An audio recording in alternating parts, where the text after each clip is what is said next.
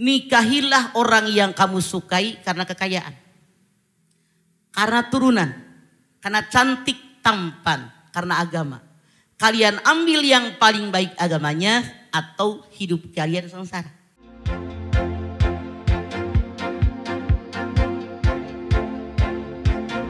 Terima kasih pemirsa atas kesetiaan Anda bersama kami di sini di Siraman Kolbu bersama Mamah Dede. Tanya Mamah yuk. Ayo. Jalan-jalan ke Karimun Jawa sambil minum air kelapa. Ingin bertahan dengan belahan jiwa. Apa daya banyak cobaan menimpa. Nggak cakep kalau gitu Ma Ibu. Ya namanya menikah ya Maya, kadang-kadang ya ada saja cobaannya. Bukan namanya menikah. Walaupun tidak menikah, permasalahan selalu ada. Selalu ada. Jadi bukan hanya menikah. Manusia hidup siapapun pasti punya masalah. Iya, apalagi pernikahan menyatukan dua orang yang berbeda. Betul. Latar belakang bukan perkara mudah. Iya, silakan Mama. Ada yang mau sampaikan nggak? Bismillahirrahmanirrahim. Assalamualaikum warahmatullahi wabarakatuh. Alhamdulillahirabbil alamin wa bihi nasta'in ala umuri dunya waddin. Wassalatu wassalamu ala asrofil anbiya'i wal mursalin wa ala alihi wassahbihi ajmain. Yang namanya orang menikah, siapapun dalam pernikahan, kalau perlu, kalau doa kita dikabul, nikah tuh pengennya seumur hidup sekali, betul? Tidak ada yang mau cerai nikah deui beberapa kali, tidak ada. Tapi kewajiban kita bekerja, berusaha maksimal diiringi dengan doa. Allah yang menentukan. Makanya sebelum adanya pernikahan, hukumnya wajib memilah dan memilih siapa calon suami saya, siapa calon istri saya. Rasulullah bersabda, tunkahul mar'ata li arba'in, limaliha, wali hasabiha, wali jamaliha, wali diniha, parikabidati dini taribat yaminuka. Nikahilah orang yang kamu sukai karena kekayaan, karena turunan, karena cantik tampan, karena agama. Kalian ambil yang paling baik agamanya atau hidup kalian sengsara. Islam mengajarkan kalau menikah cuman kaya tanpa agama, miskin batin. Kalau menikah cuman turunan, Menak, Raden Ajeng dan seterusnya tanpa agama, pasti miskin hati kita. Kalau menikah gara-gara cantik, gara-gara tampan, berapa lama Anda cantik? 20, 30, 40, 72, ngeok. Yang namanya cantik, tampan akan pudar.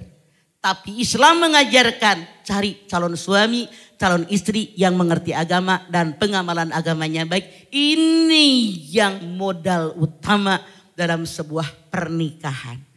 Tapi seandainya punten, ada pernikahan yang biasa, yang halal menurut agama. Seandainya ada orang tua yang nyuruh menceraikan istrinya.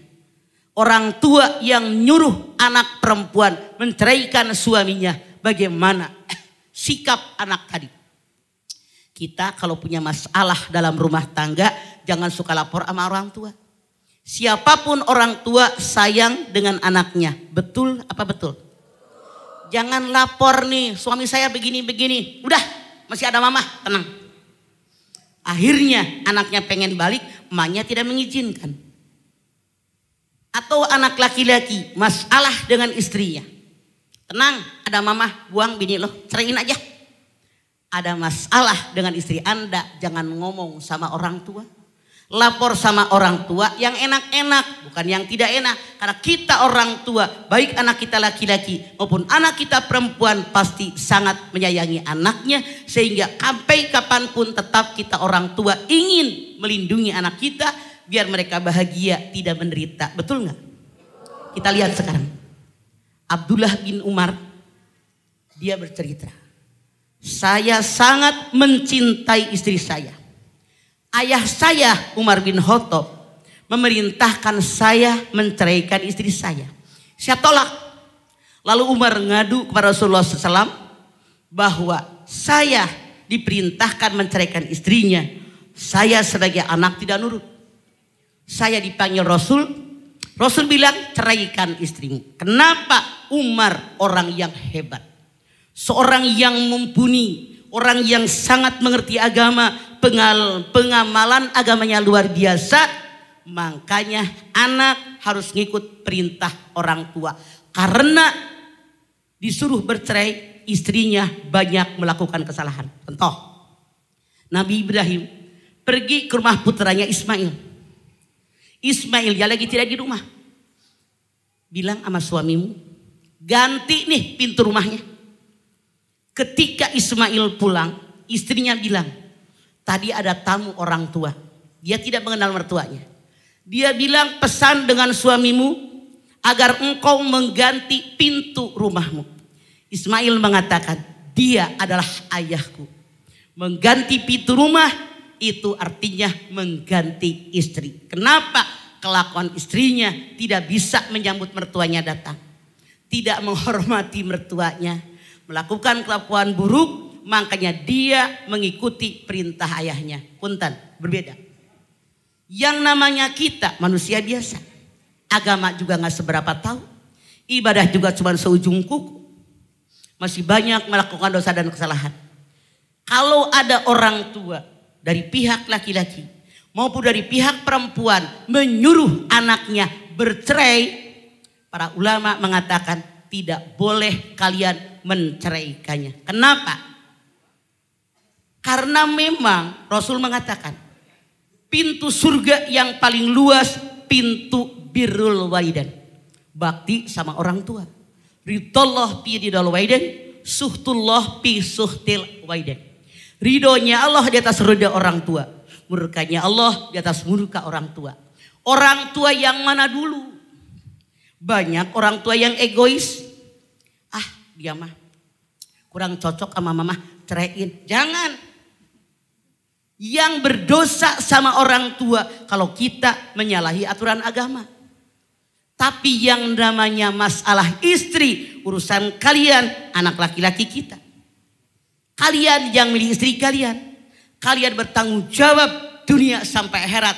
Kalian wajib melindungi istri kalian sampai datang kematian.